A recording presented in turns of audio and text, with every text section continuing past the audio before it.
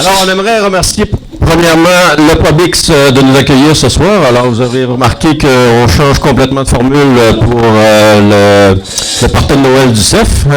Finance oblige. Vous savez que l'austérité nous touche tous. Et on est même austère en termes de participation. Et en fait, on a réalisé sur le tard que c'était même pas le party du CEF, à la limite, c'est plutôt le party du département de biologie. Hein? Alors, très, très forte participation cette année du Vachon. Vraiment, c'est extraordinaire. Merci beaucoup de participer autant. Vous passez le message à tous les gens du marchand puis du Abitibi Price qui sont pas venus.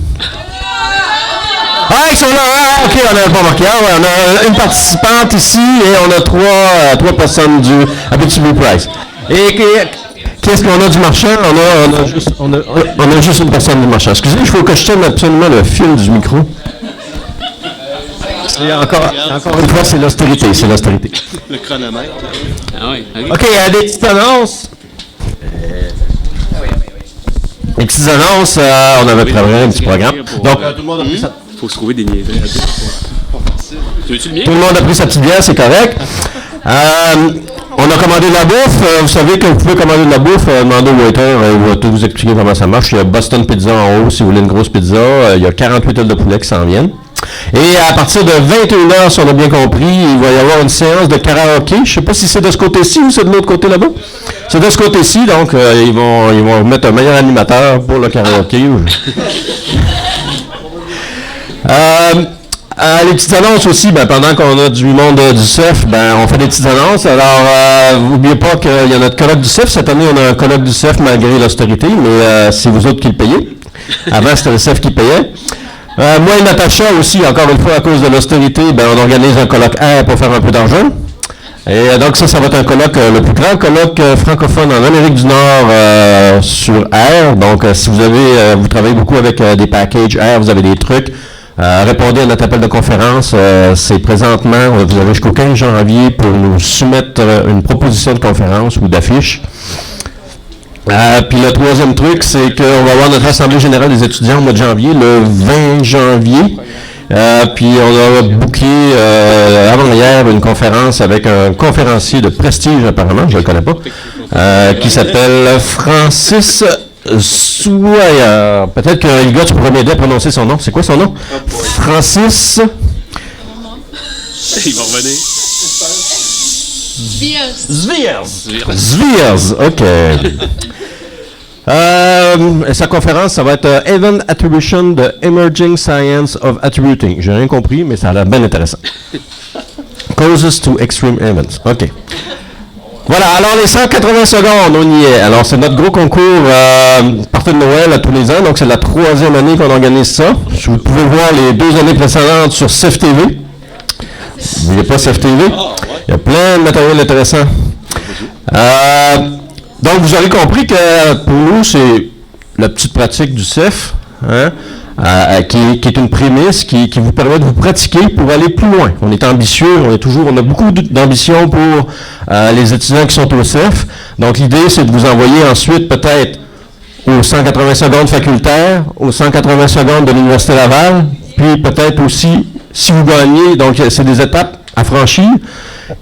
Et vous pouvez vous ramasser à la finale nationale qui est organisée par l'ACFAS. Donc, la finale de l'Université Laval, c'est le 4 avril 2017. La finale de l'ACFAS, c'est le 4 mai, donc à peu près un mois plus tard. Et la finale internationale... Sérieux, là, c'est la finale internationale. Les gens qui gagnent à l'ACFAS, je pense qu'ils vont à la finale internationale. C'est le 28 septembre 2017. Alors, on est plein de positifs, plein d'ambition. Alors, je vais vous présenter notre jury. On a un jury de jeunes chercheurs du CEF ce soir. Alors, on a... tout le monde connaît Daniel Fortin. Daniel Fortin du département de biologie. Donc, Daniel est un spécialiste de la dynamique des populations animales et de la conservation. Tu me corriges si je me trompe. On a ensuite Ilga Porte, la dernière nouvelle chercheur régulier au CEF. Bienvenue Ilga, donc qui a été acceptée comme membre régulière il y a 2 semaines, je pense. Ilga, elle est plutôt vachon, c'est une spécialiste de la génétique forestière. Au marchand. Une spécialiste de la génétique forestière et elle nous vient de Vienne en Autriche. Ah, cool. Ilga Port. C'est bien ça. Et notre 3e membre du jury, Jean-Pierre Tremblay, qui est aussi un membre assez récent du CEF. Ça fait 2 ans. Ça fait 2 ans. Ouais, 2 ans. Donc, il est aussi au département de biologie. Hein, de là, le changement d'appellation de notre partenaire, c'est maintenant le parti du département de biologie. Donc, Jean-Pierre est un spécialiste de l'écologie, de la gestion de la conservation. Un peu comme Daniel. Vous travaillez ensemble un peu. Avec des clones. Un peu, avec Steve Côté un peu. Et l'autre clone, ça. Surtout Jean-Pierre travaille avec Steve Côté. OK. Et ensuite, on va regarder un peu les règlements. Et on a un changement cette année aussi. Donc, les 2 années précédentes, les juges faisaient leur délibération ensemble dans la noirceur, dans l'obscurité, et ensuite venaient nous voir avec un gagnant. Puis, souvent, les gens protestaient un peu. Ça fait que cette année, on a décidé de faire ça à la The Voice. Alors, on a un jury. Alors, on voulait acheter des chaises, des grosses chaises rouges, puis mettre les jurés face tournée par rapport aux candidats, puis s'ils voulaient embarquer les candidats dans leur équipe, ils auraient appuyé sur le bouton, puis ils seraient tournés. Mais à cause de l'austérité, on n'a pas acheté les sièges, ça coûtait trop cher. Ça fait qu'on va plutôt les laisser regarder les candidats. Puis ensuite, on va leur demander de commenter leur décision, donc d'attribuer des points. Donc, c'est 10 points par catégorie. On va regarder les catégories tout à l'heure. Il y a vulgarisation, 10 points. Enthousiasme, 10 points. Donc, ça, c'est la catégorie où vous pouvez un peu mettre ce que vous voulez. Puis, communication, 10 points. Donc, un total de 30 points pour chaque candidat. Et on va leur demander de commenter leur décision à tour de rôle après la présentation, bien sûr. Donc, vous pouvez vous forcer pour émettre un commentaire positif et un commentaire structurant. Okay? Toujours dans une optique on veut que nos étudiants s'améliorent à devenir les meilleures présentations du monde, puis un jour, on va les envoyer au concours international, puis là, tout d'un coup, le CEF va devenir connu, puis on va avoir plein d'argent, puis il n'y aura plus d'austérité. OK? On pourrait en envoyer un dans la Ligue nationale, jouer au hockey aussi, ça serait encore plus payant. Lui, il pourrait, après ça, vous acheter les grosses chaises rouges. Les règlements, vite fait, là, je ne vais pas lire la feuille au complet des règlements, mais juste dire qu'il y a une seule diapositive qui est permise. OK? Il ne doit pas y avoir d'animation dans la diapositive. Et aucun autre média électronique ou visuel n'est autorisé. Et la même diapositive apparaîtra du début à la fin de la présentation. La présentation est limitée à 3 minutes, 180 secondes. Alors, on a André ici, professionnel de recherche au CEF, qui va chronométrer les gens et il va bien leur montrer le 3 minutes qui s'écoule et qui vous stresse. Et bien sûr, la présentation doit être faite en français. Alors, on va démarrer, on a tiré au sort cet après-midi l'ordre de nos candidats, de nos présentateurs. Et donc, la présentatrice qui a gagné le premier prix, c'est Morgane Labadie. Alors, Morgane est à la maîtrise avec Marc Mazerolle.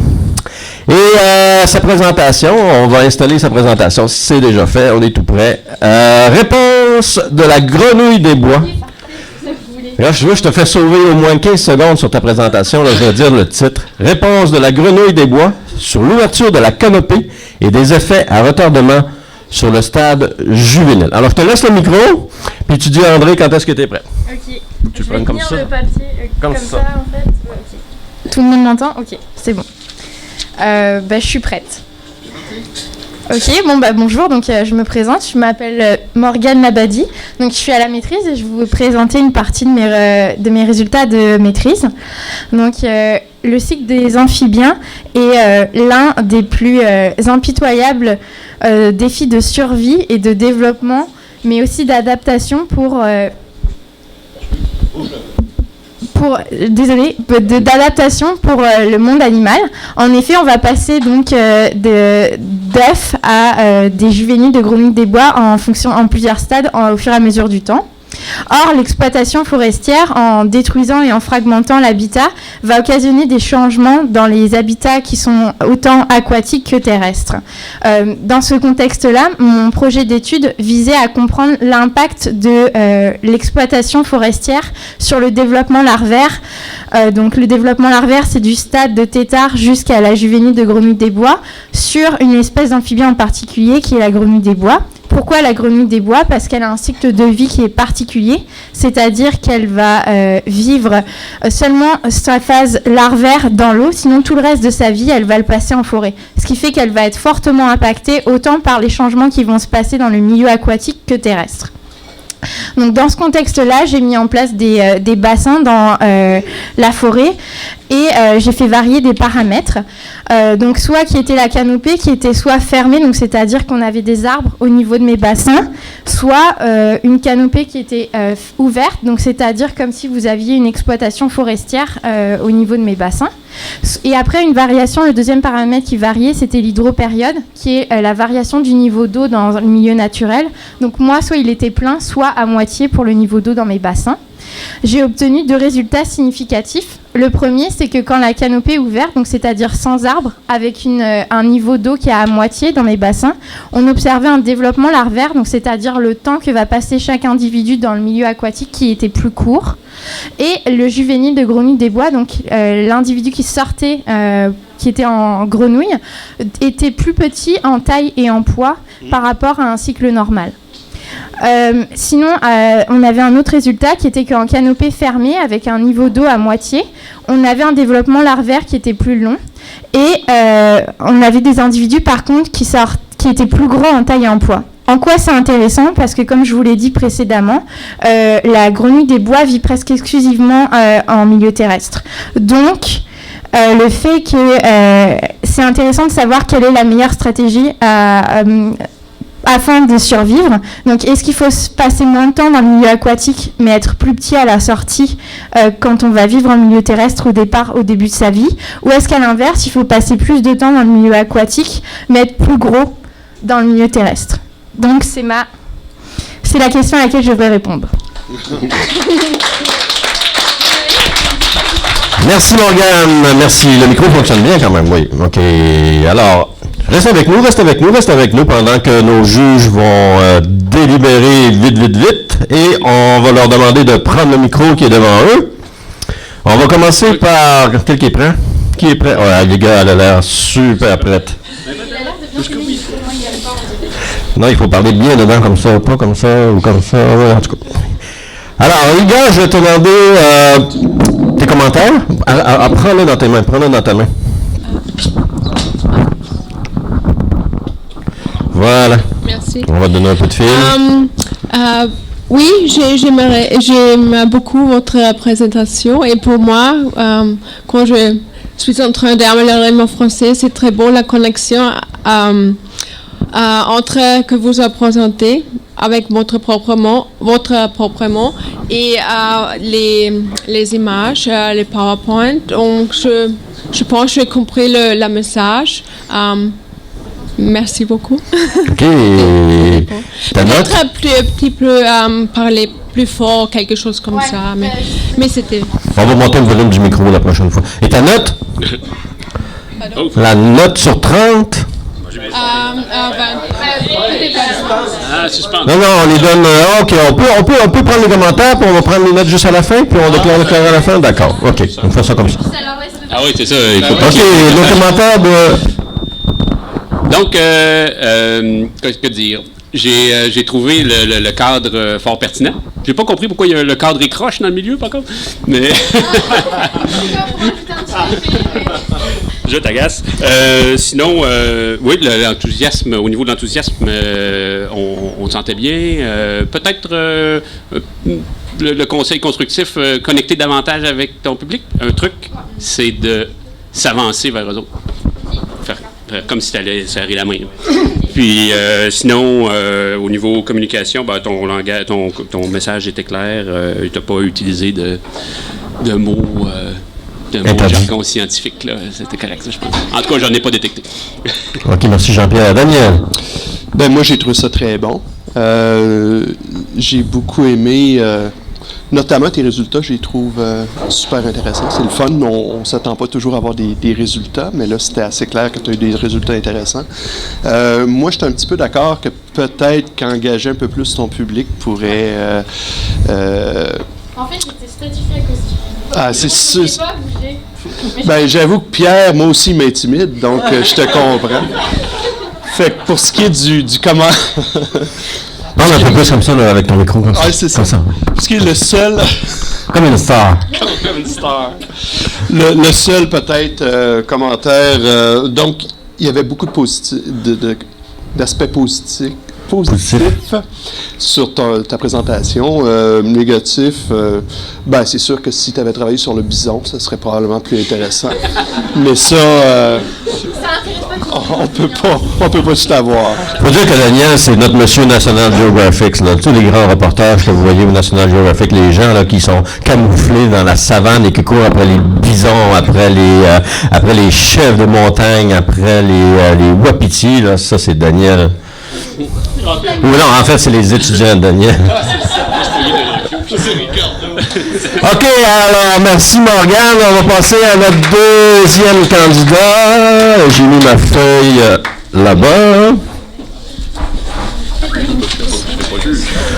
OK, notre deuxième participant. Alors, c'est notre plus mature, c'est Caroline Olivier. Alors, on accueille Caroline. Caroline est en train de faire un doctorat avec Damas Casa. OK, si vous avez... Caroline, c'est une étudiante très spéciale. Premièrement, c'est un retour à l'école. Hein?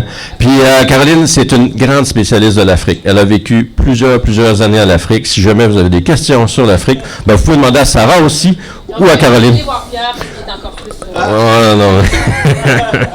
On a eu des bonnes conversations avec Caroline. Alors, doctorat avec Damas Casa et le titre de sa présentation.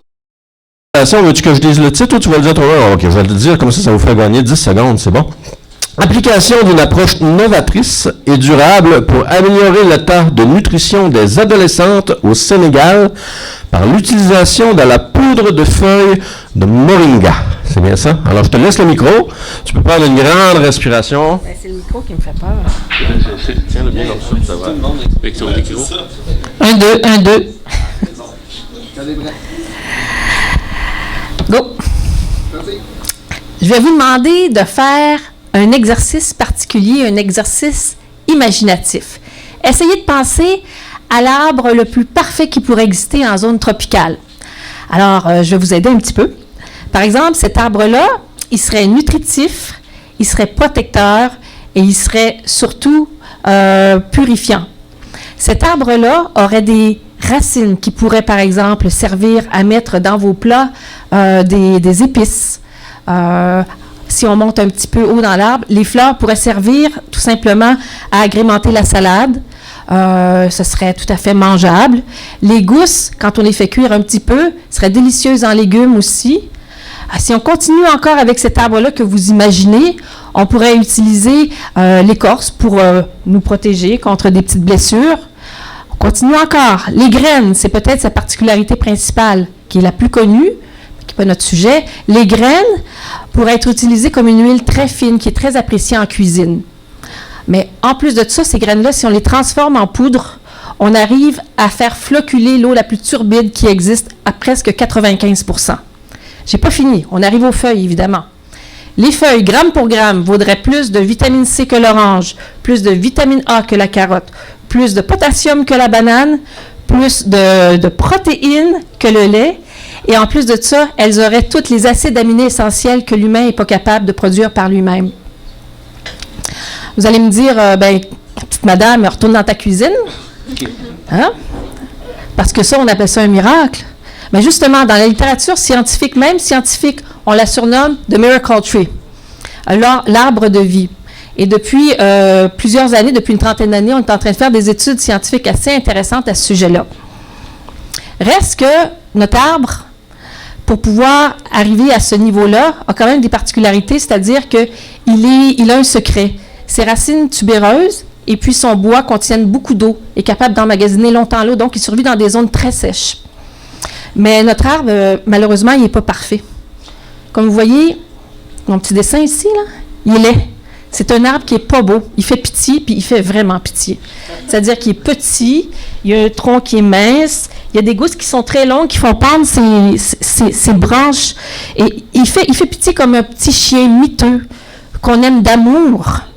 On aime d'amour cet arbre-là parce qu'au final, il est tellement généreux. Alors, il se trouve qu'aux Philippines, c'est certainement l'endroit où on l'utilise le plus.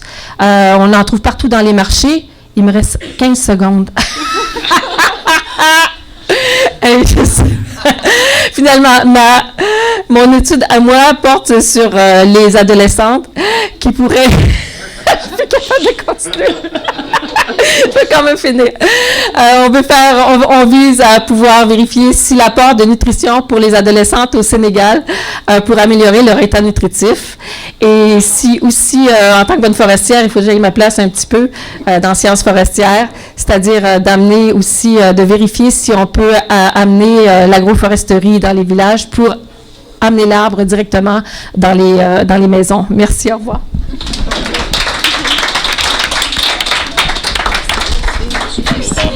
Merci Caroline. Alors, c'est un gros retour sur Terre après 3 minutes. 3 minutes. On n'oublie pas, c'est 180 secondes, ça passe vite.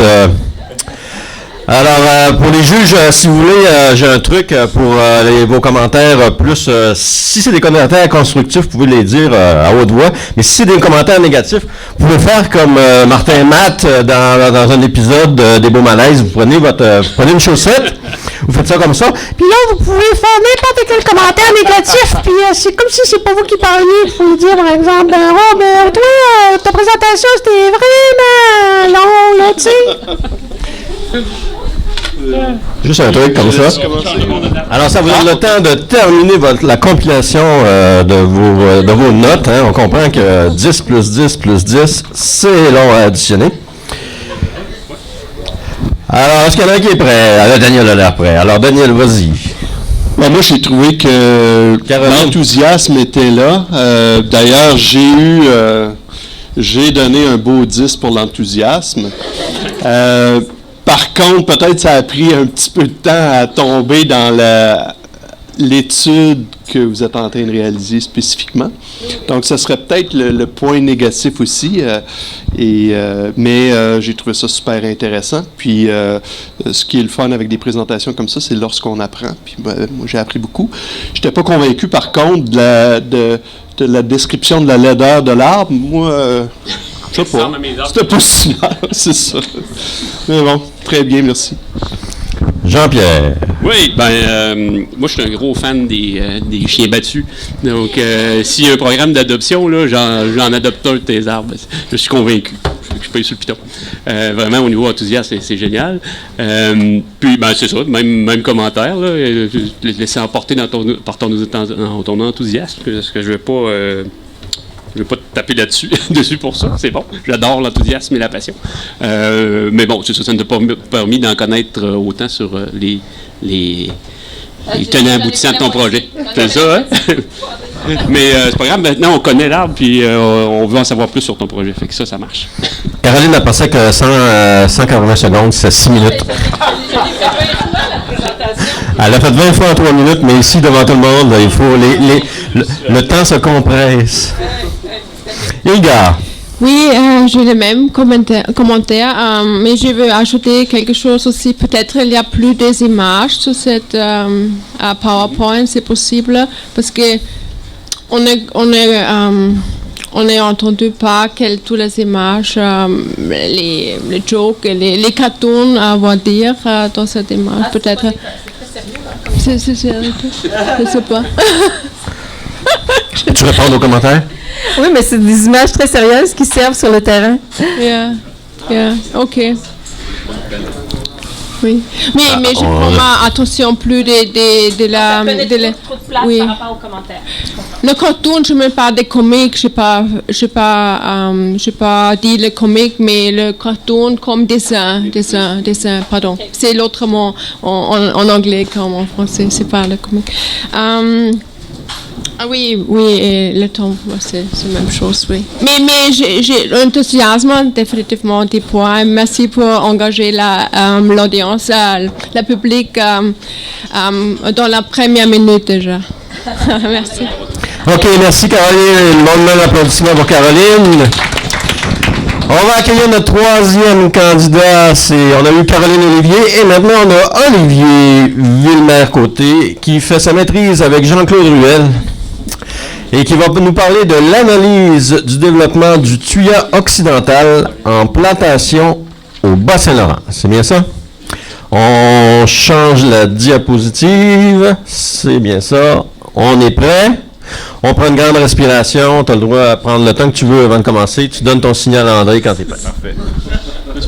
Un titre enlevant. Et je vous prédis que dans mes commentaires, il va y avoir « T'as parlé un peu trop vite ». Donc, on va voir ce que ça donne. Il y a un petit problème avec ma diapo. Normalement, elle était plus symétrique, juge. Non, c'est pas grave, pas tout. Moi, je juste... OK, bon, parfait. Alors, bonjour, je m'appelle Olivier et je vais vous parler, comme je disais, des plantations de tuya au Québec. J'ai écrit des Edsen en forêt dans mon titre. Pourquoi? Mais c'est parce qu'il y a certains préjugés contre le tuya en tant qu'espèce productive. Pourquoi? Mais c'est parce qu'il a tendance à fourcher. C'est une espèce qui est considérée comme étant à croissance lente aussi. Donc, ça peut être un peu problématique. Par contre, il y a quelque chose de beaucoup plus gros avec le tuya, c'est que dans l'ensemble de son aire de répartition, c'est une espèce qui est en déclin. Un déclin qui est causé par le rajeunissement de la forêt, qui est causé par un manque de semenciers et aussi par le broutement, surtout par le cerf, mais aussi par le lièvre, par exemple. Maintenant, vers la fin des années 80, au Bas-Saint-Laurent et en Gaspésie, on a commencé à faire des plantations de tuya. Ça a toujours été marginal, mais on en fait encore jusqu'à maintenant. Une autre chose intéressante à noter, c'est que dans l'est du Québec, il y a des populations de cerfs qui sont très faibles. Ce que ça m'a permis de faire, c'est de contraster des plantations de tuya avec et sans broutement. Ce que j'ai pu observer, donc, c'est par exemple une plantation de tuya de 27 ans où on voit, le contraste n'est pas idéal, mais on voit des tuyas qui sont vraiment maganés, qui sont pas beaux, qui ont été broutés systématiquement et qui ont des problèmes de survie. Par contre, à l'opposé, j'ai aussi vu, et là on le voit très mal, mais ce que j'ai, c'est des très beaux tuyas qui se portent à merveille en situation intermédiaire sous un couvert de feuillus intolérants et qui peuvent atteindre 8 mètres de hauteur et 18 cm de diamètre à hauteur de poitrine à 27 ans. Donc, des croissances qui sont quand même considérables. Maintenant, le broutement sur le tuya, ça se fait généralement en hiver. Ce que ça veut dire, c'est qu'avec la couverture de neige, on a une certaine protection à la base de l'arbre. Le broutement va donc commencer autour de 30-50 cm, va se poursuivre jusqu'à un peu plus de 2 mètres de hauteur. Ce que ça nous suggère, c'est que si notre tuya atteint environ 3 mètres de hauteur, ben, il est rendu à peu près résistant, si on veut, au broutement. Ça lui donne un bon mètre de cime vivante qui va vraiment lui permettre d'être assez résilient. Donc, dans un site assez fertile, sans broutement, combien de temps ça va prendre à notre tuya à atteindre 3 mètres de hauteur? Mais ce que j'ai observé, c'est environ 10 ans. Donc, si on exclut le cerf de notre plantation de cèdre pendant une dizaine d'années, ben on peut recruter du tuya. C'est non seulement assez réaliste, mais c'est aussi beaucoup plus optimiste que ce qui a été observé là, dans la littérature jusqu'à présent. Une dernière chose que je veux mentionner rapidement, c'est la présence de fourches chez le tuya. C'est un problème constant et les fourches vont rester très longtemps parce qu'il y a une faible dominance apicale dans cette espèce-là. Le problème, c'est que la majorité des fourches sont situées au niveau à peu près là, du col racinaire. Ce qui veut dire qu'ils ne sont pas vraiment liés, en fait, ils ne sont pas liés au broutement dans la majorité des cas. Il y a plusieurs pistes possibles, mais celle que je suspecte le plus, c'est les critères de sélection des tuyas en pépinière. Ils ont les mêmes critères que les autres résineux, ce qui va favoriser le fourchage dans certains cas. Donc voilà, c'est à étudier. Merci. Merci Olivier. Reste avec nous pour accueillir. Reste avec nous. Ah, il va chercher sa bière. Vrai ingénieur forestier ici. Il faut savoir que Olivier, c'était notre présentateur l'année passée, et donc cette année, ben, comme il voulait présenter, c'est moi qui est obligé de le remplacer. Alors, si je fais pas bien ça, c'est de la faute à Olivier. Alors, est-ce qu'on a un juge qui est prêt à émettre ses commentaires? Alors, Jean-Pierre a l'air très prêt. C'est à mon tour. Avec 180 secondes, ça donne soif. Hein? En partant, je t'ai accordé des points parce que tu as utilisé broutement à au moins 3 reprises. Donc, Jean-Pierre aime ça, le broutement. ça vaut des points. Je te dirais qu'au niveau enthousiasme, ça va aussi peut-être un peu trop relax pour le concours international. Oh oui, à côté, appuyé. C'est assez l'effet que ça a donné. Il n'y a même pas sa bière en plus. Alors, j'imagine. Puis, sinon, peut-être faire attention à certaines terminologies qui pour nous sont courantes, genre feuillu, intolérant. Mais comme tu vas être en compétition avec des gens, je sais pas, en sciences sociales, peut-être que feuillu, intolérant, ils vont se demander pourquoi il est intolérant. Donc, c'est à prendre en considération. Je pensais que j'avais dit diamètre à hauteur de poitrine. J'ai déjà eu une sortie, petite histoire, une sortie de terrain à Saint-Pierre-et-Miquelon. On s'était mis à s'amuser à chaque fois que on était avec une association de chasseurs, puis entre chercheurs, il y avait Louis Bélanger d'ailleurs qui était là, entre chercheurs, on se disait, à toutes les fois qu'il y en a un qui sortait un mot de jargon, on le disait. Ben, c'est assez incroyable comment on en fait. C'est incroyable. Fait que tu y penses pas. Mais... Donc, c'est ça que je dirais. Sinon, beau boulot. Ilga. Oui, je trouve aussi quelques mots plus difficiles à comprendre pour moi. J'aime beaucoup l'interaction, votre interaction avec les images que vous avez présentées. Vous avez présenté sur le PowerPoint. Oui, peut-être vous pouvez, sans plus des termes techniques, vous pouvez en parler plus rapidement aussi, c'est possible aussi, peut-être pour... oui. Plus rapidement. Un petit peu. Parlez plus rapidement, ok, d'accord. Un petit peu pour le temps. Je sais pas, pour le temps. Non, mais j'aime beaucoup votre présentation. Merci beaucoup. Daniel. J'ai beaucoup aimé. Peut-être qu'effectivement, un petit peu comme disait Jean-Pierre, là, moi, c'est col racinaire aussi. C'est peut-être quelqu'un qui... peut-être c'est un petit peu de jargon, mais ceci dit, ça m'a pas... ce que j'ai beaucoup aimé, en fait, c'est ton enthousiasme aussi. Je dirais que c'était bien. Tu voyais que ton projet t'intéresse, puis ça se reflétait dans ce que tu disais. À un moment donné, tu as dit... ce qui était connu dans la littérature avant. J'aurais peut-être aimé savoir c'était quoi avant qui était connu. Toi, tu as dit, nous autres, c'est 10 ans, je me suis... 30 à 40 ans, mais en effet, ça aurait été parti. Tu sais, j'aurais peut-être aimé le savoir, ça. Fait que là, ça met en perspective, mais j'ai trouvé ça super intéressant, super le fun. Merci à nos membres du jury pour le précieux commentaire. Et on va accueillir notre dernière candidate, qui est Émilie Champagne. Une nouvelle juge aussi. Émilie, qui fait un doctorat avec Jean-Pierre Tremblay, et Jean-Pierre qui est membre de notre jury. Oh, on a un conflit d'intérêt ici. Tu vas avoir moins de broutement, tu vas pouvoir moins brouter. Alors, on va remplacer Jean-Pierre par Lynn Lapointe, qui est elle aussi du département de biologie. Alors, ça tombe bien, on reste dans le même cercle. Alors, Émilie, donc comme je disais, elle est au doctorat avec Jean-Pierre Tremblay et elle va nous présenter. Tu veux que je dise son titre ou tu préfères le dire toi-même? Il n'y a même pas de titre. Il n'y a pas de titre? Ben, tu nous avais envoyé un titre. Alors, moi, tu me diras si c'est si c'est bien ça. C'est peut-être le titre de ton doctorat ou le titre de ton film préféré.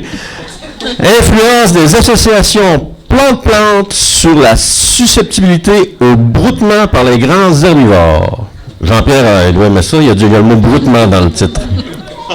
Alors, tu prends une grande respiration et quand tu es prête, tu dis à André de lancer le chrono. Je vais tester le micro. C'est parfait. C'est bon. C'est la réaction que la plupart des gens ont face à un cerf de Virginie. Mais si je vous disais que cette adorable bête est en fait un prédateur redoutable qui tue sans remords. Prenons l'exemple de l'île d'Anticosti. 200 cerfs y ont été introduits à la fin du 19e siècle et ils sont actuellement plus de 200 000, empêchant la régénération naturelle des sapins baumiers. Sur la photo de gauche, un paysage de coupe forestière avec cerfs. Sur la photo de droite, une coupe effectuée la même année, mais d'où on a exclu les cerfs. À long terme, les forêts de sapins baumiers seront remplacées par des forêts d'épinettes blanches, une ressource peu digestible pour le cerf. Comment augmenter la régénération des sapins? En Anticosti, on pose des grandes clôtures autour des zones récentes de coupe. Dans ces enclos, on augmente la chasse sportive, ce qui diminue les densités de serre et permet aux sapins de se régénérer. Mais ça fonctionne efficacement que si on diminue beaucoup les densités de serre et nécessite une bonne collaboration avec les chasseurs. Naturellement, les interactions entre les plantes pourraient protéger les sapins ou du moins diminuer le broutement par les cerfs. Dans mon doctorat, j'ai pu démontrer que les sapins sont moins broutés lorsqu'ils sont entourés de beaucoup d'arbres et surtout de beaucoup de sapins. C'est un principe de dilution, plus facile à comprendre avec un exemple. Imaginez que vous êtes devant un buffet. Le plateau de fromage, votre aliment préféré, ne présente qu'une seule brique de fromage. Vous mangez beaucoup de ce seul fromage. S'il y a les 150 fromages du Québec, vous mangez un peu de chaque fromage.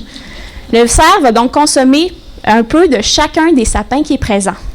Par contre, les sapins sont plus consommés lorsqu'ils sont riches en azote et lorsque les plantes environnantes sont riches en azote. L'azote, c'est une mesure des protéines disponibles dans une plante et plus il y en a, mieux c'est. Ils seront moins broutés lorsqu'ils sont entourés d'épinettes riches en fibres. Les fibres, c'est bon pour la santé, mais c'est dur à digérer. Comment appliquer ces résultats à l'aménagement des forêts à Anticosti? On pourrait planter les sapins de façon regroupée ou dans des milieux riches en fibres. Mais on ne sait pas l'impact que ça va avoir sur la croissance des arbres, étant donné qu'on augmente la compétition avec les plantes environnantes. De plus, jusqu'où vont ces effets associatifs? Qui est mon voisin? En ville, mon voisin est à 5 mètres de moi. En banlieue ou en campagne, il pourrait être à des dizaines ou des centaines de mètres de moi. Avec mes résultats, j'ai pu démontrer en fait qu'il y a des effets de la qualité des plantes environnantes jusqu'à 50 mètres autour d'une parcelle de sapin. Quelque chose qui n'avait jamais été démontré dans la littérature précédemment. Le dicton dit que l'arbre peut cacher la forêt. Lorsque vient le temps de choisir un arbre, le cerf de Virginie, lui, considère toute la forêt. Merci.